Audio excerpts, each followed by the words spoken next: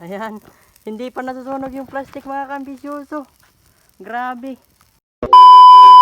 So grabe nga mga kambisyoso ang nakita ko sa TikTok. Ang matanda ay nagluto ng isda na sinabaw gamit lamang ang plastic at hindi nasusunog. Grabe, totoo nga ba talaga ito mga kambisyoso? Ayan no, ayan. Kitang-kita mo talaga yung mga nilalagay na yung panakot niya par. Ayan no, grabe talaga par, hindi nasusunog par. At ayan na par, oh, par. Oh, ano yan par? Isda, tilapia ata yan par, nilagay pa yan sa may plastic par. Grabe naman talaga par. So ayun nga mga kambisyoso, naniniwala ba kayo na kaya nyong magluto o magpakulo ng tubig gamit lamang ang plastic na ito na hindi nasusunog? So dahil nga meron tayong trust issue, kaya naman for today's video ay try natin kung totoo nga ba talagang kaya nating makapagluto o magpakulo ng tubig dito sa plastic na to nang hindi nasusunog.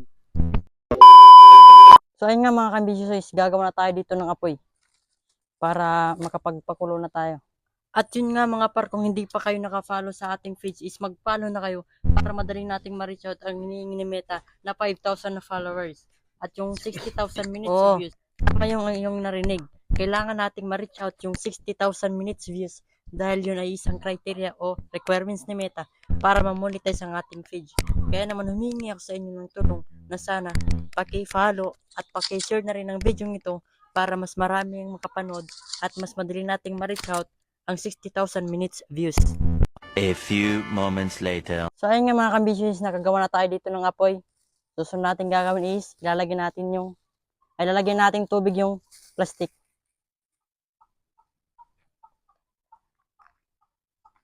Yan.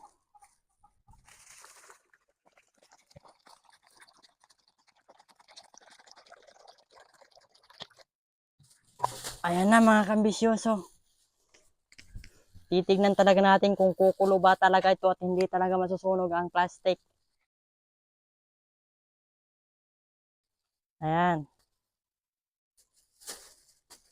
The moment of truth.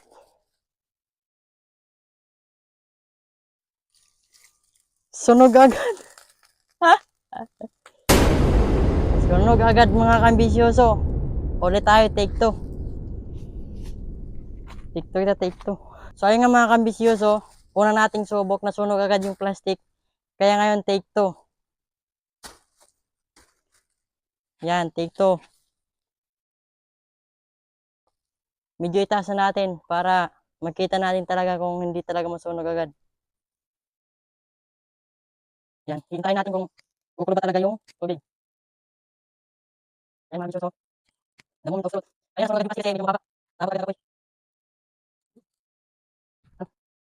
Sungat. So ayan mga kambisyoso, lipat natin sa baba para kasi hindi mo na masyado naabot ng init. So ayan, the moment of truth.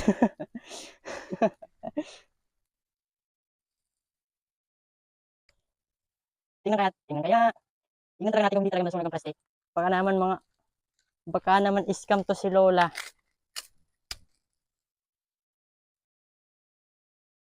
Lagyan lang natin ng panggatong.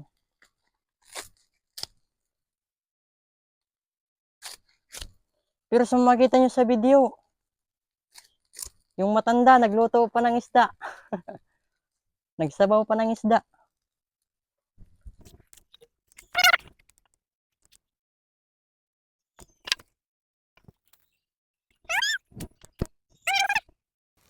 Ayan mga kambisyoso.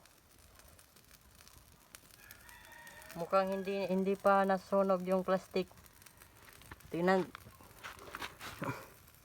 Pero tignan talaga natin kung makukulo ba talaga yung tubig na nilagay natin. Yan, lumalakas na yung apoy mga kambisyoso.